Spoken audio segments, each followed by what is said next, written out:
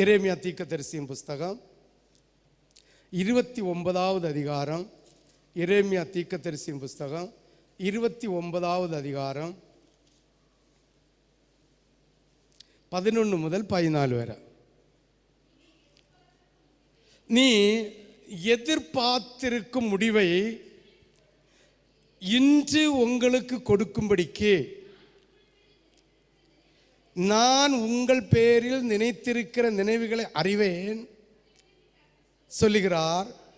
தீமைக்கல்ல, சமாதானத்துக்கு. ஹல்லேலூயா.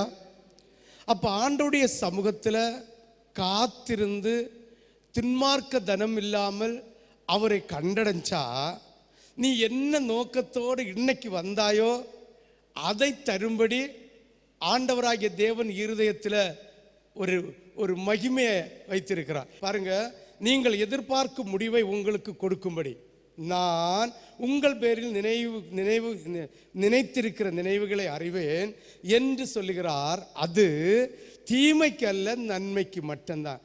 ஆண்டவர் பாதத்தில் நீ துன்மார்க்கனா இல்லாமல் அதிகாலை ஜபமும் குடும்ப ஜபமும் அதிக வேத வாசிப்பும் இருந்து பயபக்தியோட தாழ்மையோடு இருந்தா, ஆமே, ஹல்லேலூயா, ஹல்லேலூயா, கர்த்தர் உனக்கு செய்கிற நன்மை, அதனால் வேதனை வராது, ஆசீர்வாதத்தின் மகிமை தான் கிடைக்கும்.